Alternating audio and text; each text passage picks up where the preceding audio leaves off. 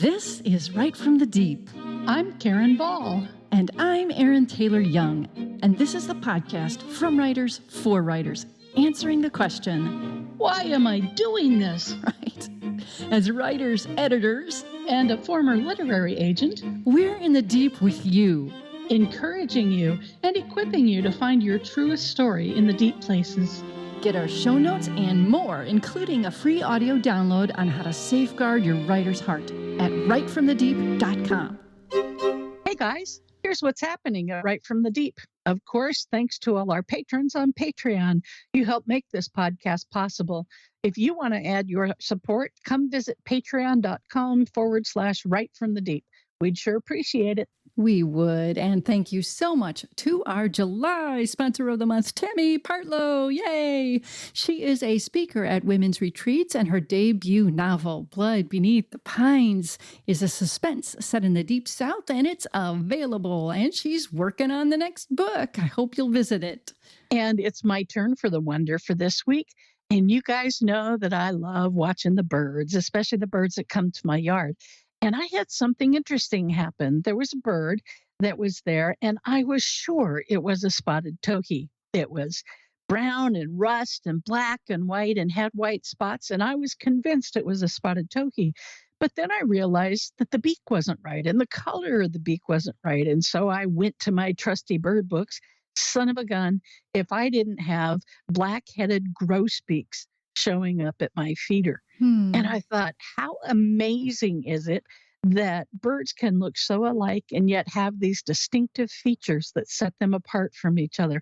And how creative is God that he has done that and made the colors so bright that we see them and can enjoy looking at them. And just like that, God has made each of us with unique distinctives. Even if we seem like our siblings or seem like our parents, there are things about us that are different and distinctive. And that's a good thing because he loved us enough to give us individuality. In other words, to make us who we are, just us, and not like everybody else. And now, here's the show. Welcome, listeners. We are so delighted that you have joined us here in the deep, and extra excitement today because we have a guest. Yay! Whom Karen will introduce. Our lovely guest is Lynn Austin. She's a prolific writer, and she's award-winning in her writing and as a speaker. She's published 23 novels. You get that, guys? 23 novels in one nonfiction book. And her novel, All She Ever Wanted, was chosen as one of the 5 inspirational top picks of 2005. Her novel, Hidden Places, was made into a movie for Hallmark Channel starring actress Shirley Jones. Ooh. I just think that's so cool that she got to meet Shirley Jones. And Shirley was nominated for a 2006 Emmy Award for her portrayal of Aunt Batty in the film. Recently, Erin heard Lynn speak at the Florida Christian Writers Conference and was struck by what she had to share. So we asked her to join us here and share her experiences and wisdom with you. Welcome, Lynn. Thank you. So glad to be here. Yeah, we are delighted to have you here and to talk with us. So we'll start with our first and always question. What does the deep mean to you? I think for me, it means writing from my own wounds, my own doubts, like all the spiritual struggles I had, to not just gloss over them, but to use them in my work and to not be afraid to ask the hard questions, confront the hard questions in my writing, like unanswered prayer. I mean, theologians battle over these, why does God sometimes not answer prayer? I don't have the answers to that, but to be able to have my characters express those questions and their doubts. My most recent book, Long Way Home, tackled the Holocaust of all things, for goodness sakes. I mean, how do you have answers for so that? God gives you easy topics to write about. Yeah. But I think to go deep, you can't be afraid to do that. You can't be afraid to do that and to touch on your own experiences in doing it. I went through a period of unanswered prayer for probably about 7 years, praying for a child and not having one. And, to tap into how I felt that and to be honest about it and how I felt my arguments with God, because those are the times you grow. And, so I think, for an author to go deep is to handle those tough stuff. Aaron and I were talking about that just before the podcast, where sometimes writers are afraid to tap into those deep places because they want to share a message, but they're not willing to go into where their own wound is. Right. And so as a result, the writing can be on the surface. And while things are happening to the characters, things aren't happening within the characters. And that doesn't communicate anything to anyone. It's just words on a page. So if we're not tapping into that deep part of who we are, I have been doing gardening and at this new house that we have in Washington. And there's one rose that they had planted here that's a type of rose that I absolutely abhor. I do not like this kind of rose. You hear that? There's a flower Kieran doesn't like. So I decided this thing had to die. So I dug and I dug and I dug and I got down to the ball that all the shoots were coming off of. And I dug out one root, and then there was another root twice as big. And then there was another root that went straight into the ground. My husband brought out his Sawzall for me, one of those automatic saws, and I cut apart the part of the root ball where the shoots were coming up. And I mean, I was exhausted. It took days. And I know that there are still roots and there are still sections of that stinking rose down. And I thought about, we need to go that deep and we need to cut that deep into what we're doing, get to the core and the heart of who we are in order to have our books touch and change people. Right. And sometimes I think we're afraid to do that deep digging in our own life. And so we gloss over it. But, we have to resolve these deep issues in our own life. And I think it does deepen your writing. Yeah. And I love how you put it, confront with honesty. I think sometimes we feel like we can't ask that question because, maybe God's going to disappoint us. Or maybe we can't ask it in the book because we have to, somehow defend God and, not let him look bad. As if God can't take care of himself. And not let us look bad. I mean, putting it on the page, people are going to think that we've struggled with that. So, I'm not going to put that down there because then they'll know that dark place inside of me that I haven't told anyone about. Exactly. That is fair. Right. Very true. Well, one of the things that I loved when I was passing through at the Florida Christian Writers Conference, I heard you say something to your class about surprises on your writing journey. And I was just like, she has cool surprises. I know she does. So I'd love to hear you share your experiences. What kind of surprises did God have in store for you on your writing journey? Well, I was surprised right from the very beginning that I was called to be a writer because when I went to college, I was a psychology major. It never occurred to me. I was not one of these kids that has been writing ever since they're little and make little journals. I had a conversation with Beverly Lewis and she said she always knew she wanted to write. And I'm like, I didn't always know that. And, but when I finally got to the place where I was so disappointed with so many books and I wanted a book with hope. And I sat down one day when my babies were napping and I thought, I'm just going to try to see what happens when I write. And I loved it. I mean, I figured out that God had wired me to write because when I was a kid, I was always off in my imagination. So that was the first surprise is, that, hey, maybe he's calling me to do this. But then there was a long period where I struggled with it. It was a secret. I didn't want to tell anybody that I was writing because, of course, then they ask you a week later, hey, have you gotten your book published yet? Right. No clue at all. So I didn't tell anybody. My husband knew, but I would just sort of sit in the dark and write and, enjoying it more and more. And I felt God say at one point, if you really believe I'm calling you to write, you have to take a risk and call yourself a writer. And that was very hard for me because I wasn't entirely sure. So I kind of stepped out and said, all right, I am going to take this risk and I'm going to call myself a writer. And I was working in my home. The kids were playing around me. I had my typewriter. That's how old I am, writing. And my husband's a musician. He was giving lessons, music lessons, and these kids are filing in and out. And this young man came in waiting for his turn and saw me working. And he said, what you doing? Well, now, I'm not going to tell some 16-year-old kid I'm this wannabe writer, but I said, no, I'm going to take a chance here. And I said, well, I'm writing a book. I'm a writer. And he didn't laugh. He said, that's really cool. He said, my mom's a writer. He said, you Wow. should meet her sometime. And I said, mom's a writer. What kinds of things does she write? And he got a little bit shy and he said, well, we're Christians. And my mom writes devotional books for a company in Chicago called Moody Press. And I was completely blown away. And the next week when he came for his lessons, his mom came with him. And she turned out to be this kind of person that loved to mentor other writers. She had been doing it for a while. Man. Now, I lived in a city of about 700,000 people, and God brought probably one of the very few published Christian, this was in Canada, one of the very few published Christian writers right to my door with this, when I took this step of faith.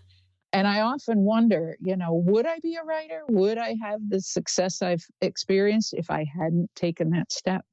But, I think it's important. And what I try to tell other writers is confirm your call. Ask God to confirm it.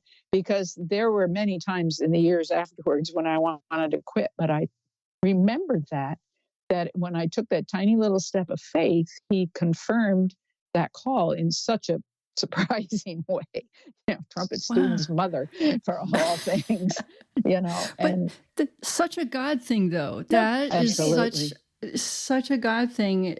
It's those are the kinds of things we have to, like, that's an Ebenezer, you Mhm. have to, like, write that down and remember those stones that he gave us, those promises that he fulfilled, Right. because everything builds off of that. Our faith, we have to keep going back. We have to preach that to ourselves. Mhm. Because there's going to be dark roads, For sure. And long paths. there were a so- lot of those too. And I think what it showed me too is that it's not just a matter of writing books and getting published, but that it is a spiritual journey that I'm on. And that, that if God could do this miracle, I mean, you got to admit, that was a miracle. Right when I was starting off, and she took me under her wing and mentored me and, taught me everything I need to know, took me to writers' conferences. She had a writers' critique group. I mean, everything I needed just right there at my doorstep. So, and I think, it showed me this is a spiritual journey that he is going to teach me, along the way and coach me, and that's what it turned out. And that it was a matter of learning to trust, along the way. He's amazing in the way that when he asks us to do something for him, he then equips us. Mhm. We like to think that it's all on us, and our reaction is like Moses, "Here am I, Lord, send Aaron." I'm not a man of clear speech. I can't do this, but send my brother. He's really good, and yet Yeah. God supplies every single thing we need along the way. If we just will be willing to step out one step at a time and move forward on that step. And like you said, would you have been a writer if you hadn't taken that chance? Well, hard to tell, but God will continually pull us to do the thing that we need to do to accomplish what he has for us, not because he needs us, but because he wants to bless us, which he has done for you in your writing. Mhm.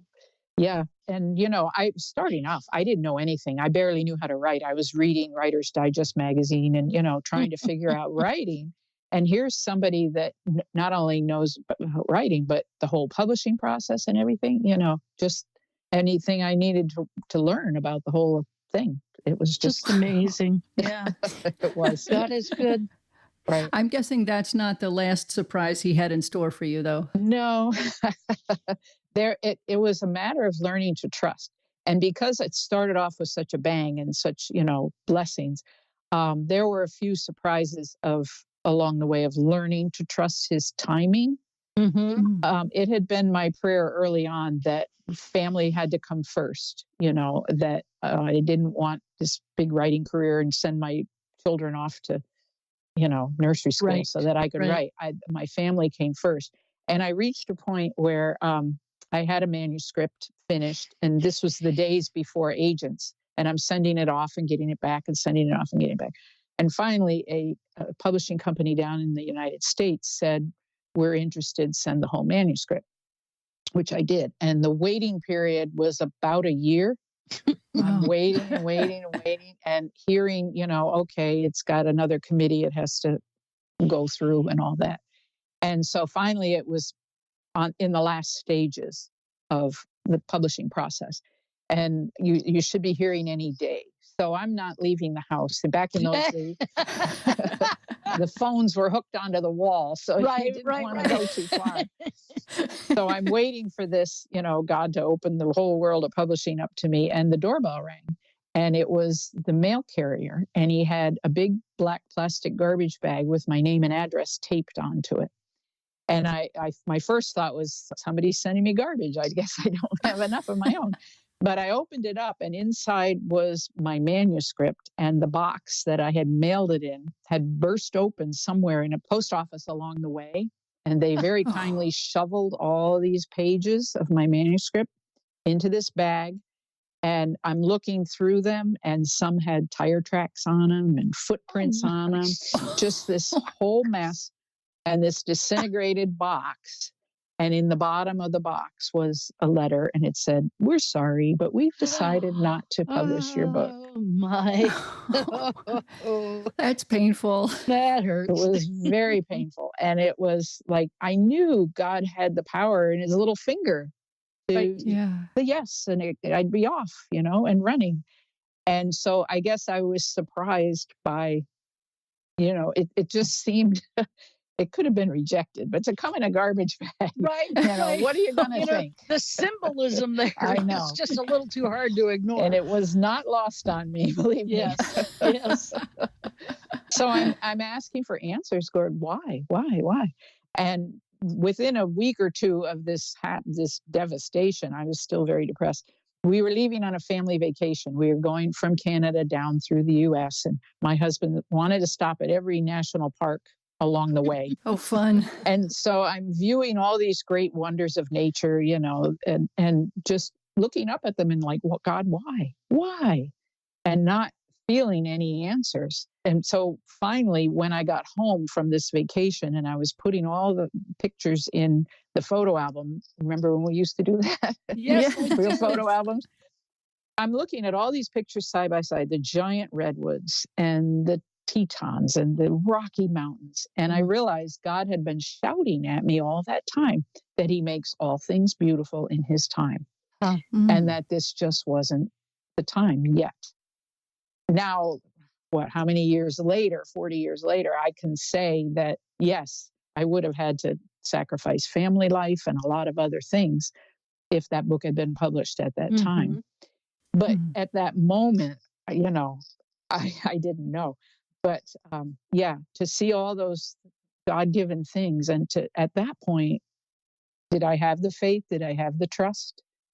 I'm sorry to say I didn't, because I realized even if I started the process all over again and printed out another manuscript and started sending it off, it could be a year. And so without praying about it, without thinking about it, I was in a little tantrum. I took a teaching job because by then my youngest kid was in school. So I went and took a teaching job. And that was the worst job I've ever had. There was so much stress. 3 different times I was in the doctor's office with 3 different ailments. And every time they said, "Are you under a lot of stress?" And I happened upon the book of Jonah, and I thought, I think I'm headed in the wrong direction. I think I'm in the belly of the whale with this job. And I was surprised yet happy that he would go so far to redirect me if I would listen. And I listened, that this wasn't right. And when the contract was up the end of the year, I said, all right, I'm going to give this my all again and go full bore. So it's learning to trust that even the bad things, the garbage bags he sends, are for a reason, and to keep going. Yeah. Wow. It's so interesting because we always think surprises are good. Yeah. But sometimes surprises are hard. Very hard. And we're just not as prepared for them. I think that's probably one of the biggest surprises, even that I had as a new writer. It's hard. Mhm. It's very hard. If I'm supposed to do this, it should be easy. Exactly. Surprise. Yeah, paved the way. It's not. Right. It's Yeah. hard. The other thing that we forget is that those hard surprises, those surprises we don't really want, those are God's answer. Yeah. And we can be saying, God, why didn't you answer my prayer? And he's like, I did. I just didn't Right. answer it the way you wanted. Right. And if you give two conflicting prayers, you Right. want a family Right. life that isn't going to change and you want a successful career. All right. Right. You have to leave it up to him to think figure that's out which why one. my husband and I both have glommed onto the prayer request that says, I know nothing but Christ and him crucified. The rest is all God's. God Yeah. can handle all the other details. I know nothing but Christ and him crucified. That's what I'm holding Yeah. on to. So, Lord, your Right. will be done. Yeah. I may not like it. I may not understand it, but your will be done here.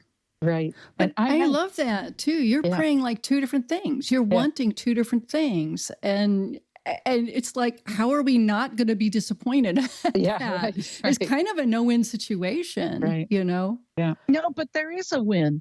The win is that you submit, Yes. you surrender, Mhm. and you accept that as his answer and then look forward to what he has for you next. Right. Yeah. Right. And So that- you don't end up in a teaching job that sends you on Prozac. I'm telling you, if you ever end up in the belly of the whale, it's not a fun place to be. You turn around and get spit out. And I guess I was learning too that I had this image in my mind of what my writing career would look like. And it was sort of like at the time we had Jeanette Oak and we had Bodie Taney, and you see the trajectory of their career. And I had to get to the point where, do I want this image, this idol, really? Or am I going to accept what his will is for my career? Right. So I was over 40 before my first book got published, but that was his answer. Wow, I don't know about you guys, but I've had chills and been inspired. It's just been a terrific time. And you know what? It's been so good. We're going to do it again in part 2 in our next podcast. So be sure to come and join us. Thanks for joining us today. You can find previous episodes and more resources at writefromthedeep.com. And I bet you know someone who needs this podcast, so please share it with them. So until next time, embrace the deep. Your writing and your life will never be the same.